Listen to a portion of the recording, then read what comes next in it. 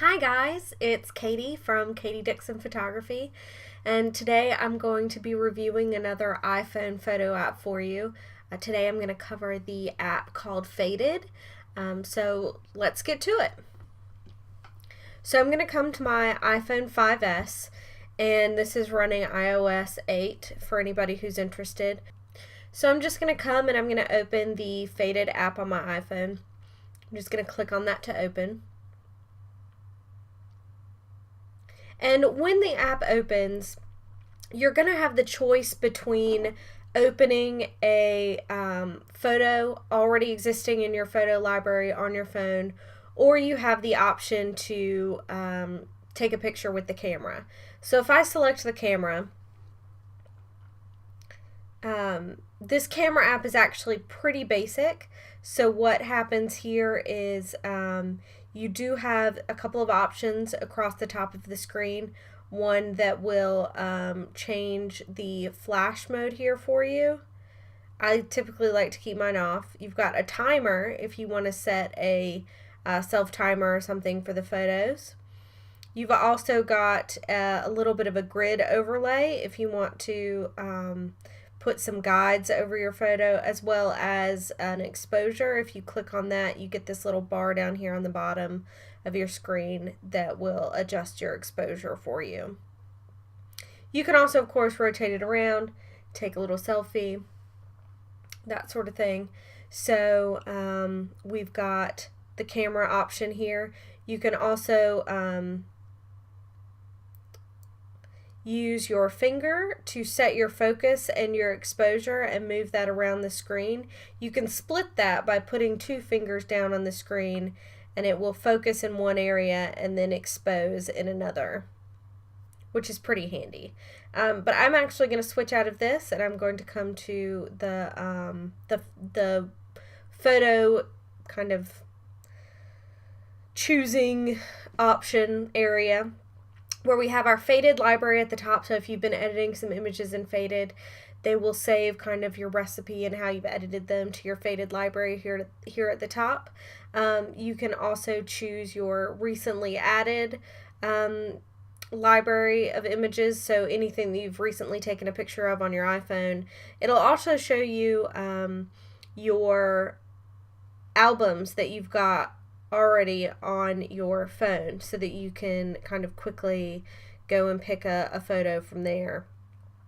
So if I come and I pick something out of my Dropbox folder,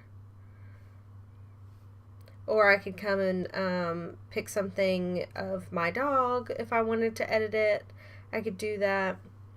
I'm just going to go back to my recently added, and I am going to select this photo here of me.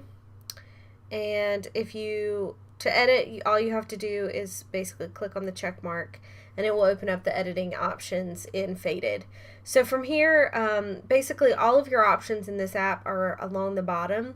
Now if you want to get back for whatever reason to your camera or anything like that, if you click on the little three lines on the top left of your screen, it'll then open up kind of this menu for you. You can also click on any of the options on the bottom to start editing. The one on the far left that's got the kind of squiggly line in it are going to be your filters, your filter presets.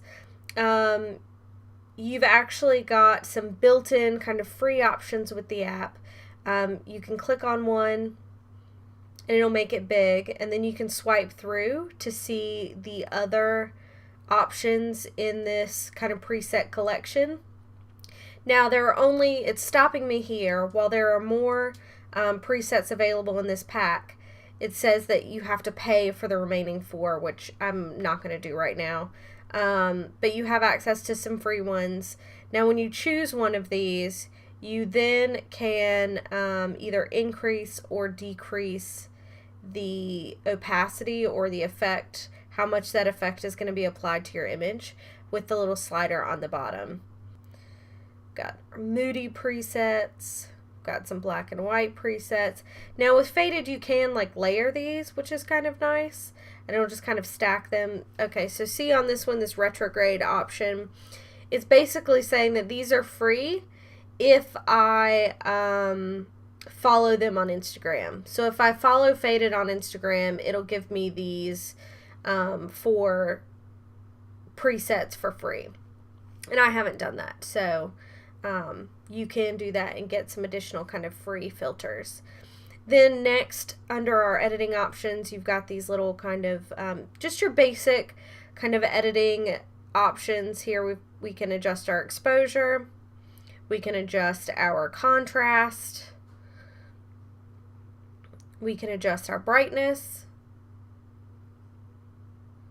temperature of the image. If I wanted to make it a little bit warmer or a little bit cooler, I can do that.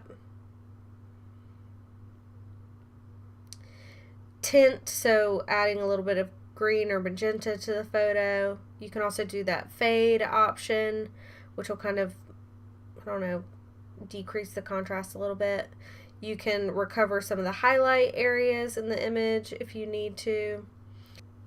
So now we've also got a saturation kind of slider where I can increase or decrease the saturation.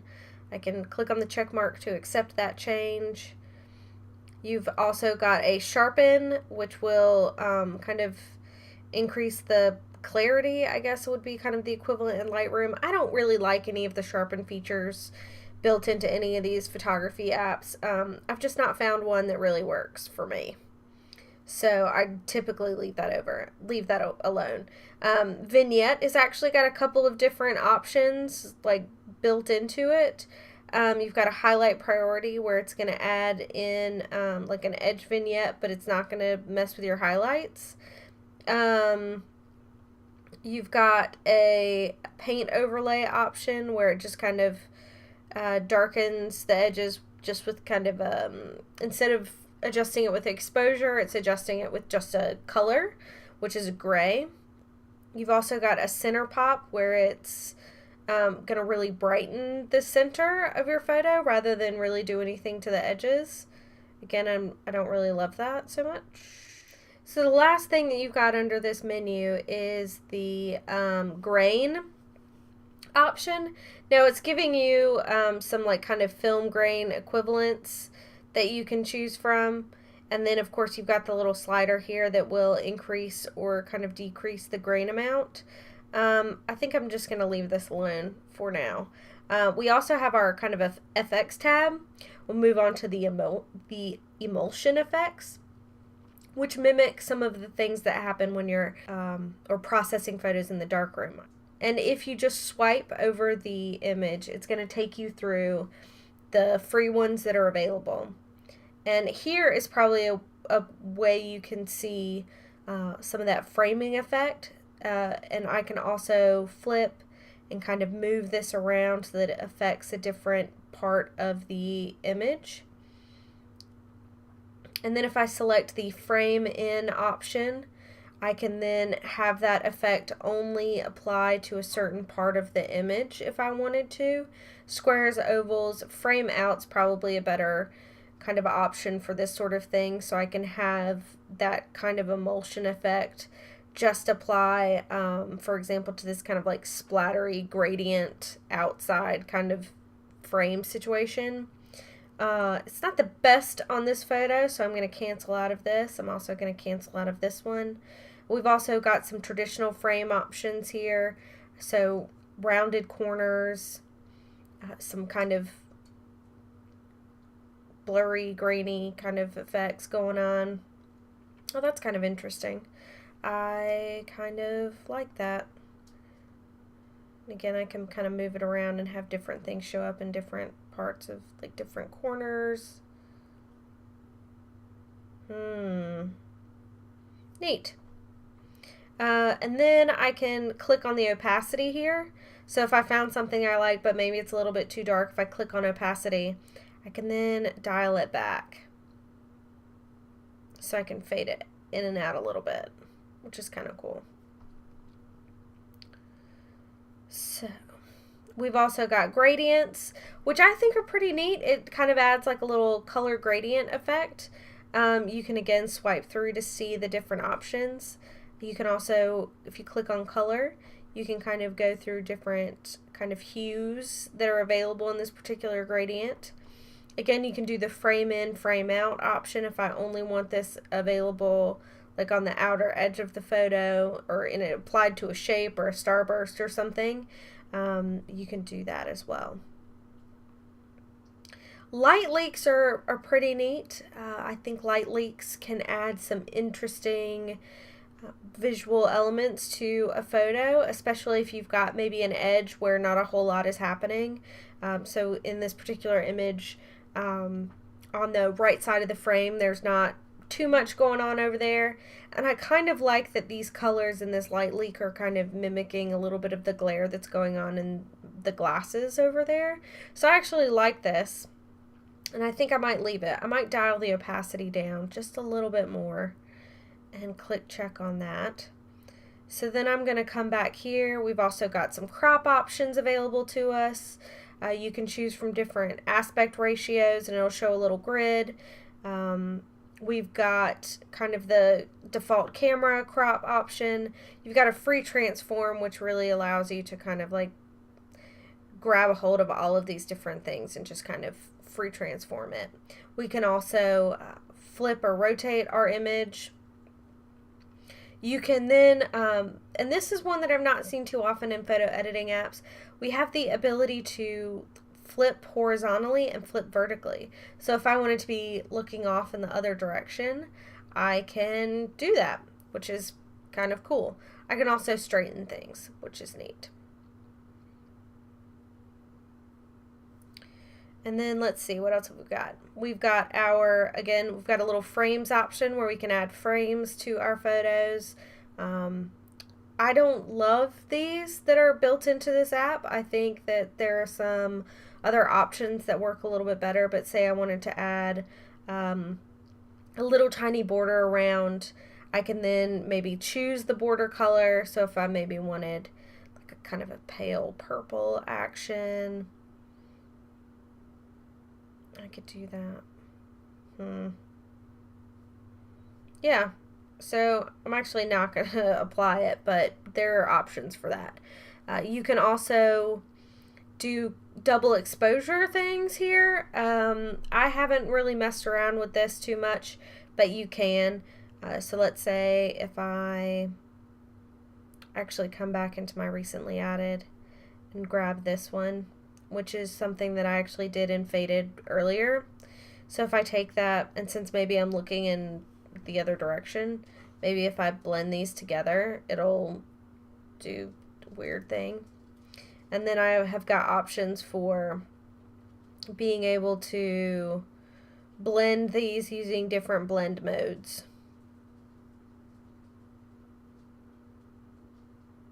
That is actually pretty freaky.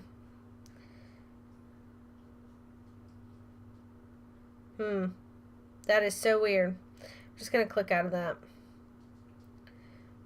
And I'm going to click out of that again too. So those are some options that you have within the Faded app.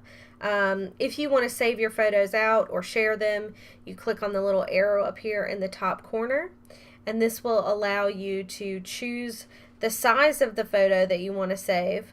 So you can do the max resolution available, and then you can share it on Twitter, Facebook, Instagram. You send it an email, you post it to your blog. You've got some other options.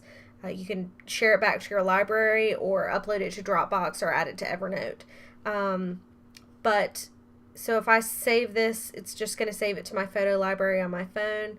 I can also go back here and under the kind of wavy line box where the presets are, if I click on preset, you actually in this app have the option to add kind of recipes of how you like to edit your photos in general. So say you've been using this app for a while and there are things that you tend to always do to photos. You can save that effect as a preset. So let's say that I come back to my library and I go to my Faded library where I've created this kind of crazy pink thing. Okay, so let's say I want to save this particular way that I've edited this photo as a preset. So I'm going to come back to the portrait again that I edited in Faded and turn it this pink crazy thing. And let's say I want to save this and apply it to other things down the road. So I'm going to click this to select it, and then I'm going to click the little tool icon down here at the bottom to open it again in Faded.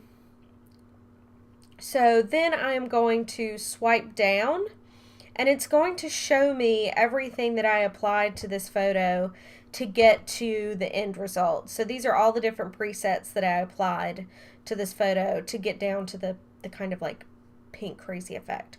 So then if I click on Save Preset, it's going to save it, and I can title it what I want it. So pink. So now that we've saved that preset, let's try and apply it to a different image. So let's open up this image here that I've got of Polaroid thing that I did.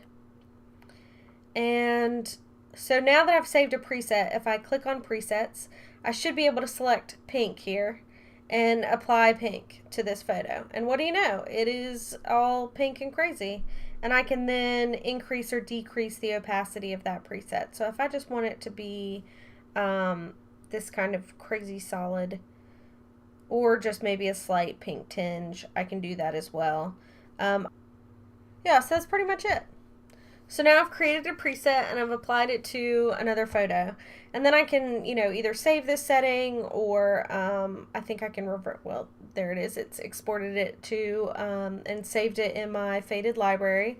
So now if I go back to my library, those will be in my Faded library. So now I've got my pink portrait and my little pink Polaroid and these other portraits that I've done, and whatever else I've edited in Faded is there. Alright, so that is the brief walkthrough of the Faded app for the iPhone. I will put a link to the app below, and I'll also list how much it costs and that sort of thing off of the Apple App Store. I believe this is also available for Android, but I'm not 100% right now. If it is, I will link to that as well below. And if you have any apps that you love or would like for me to take a look at, please leave them in the comments below. I'd love to hear about them and possibly do a walkthrough or review of them for the channel. And if you have not already subscribed, please subscribe to my channel and give it a thumbs up if you'd like to see more. Thanks so much for hanging in there with me today, guys, and I hope to see you guys soon. Thanks. Bye.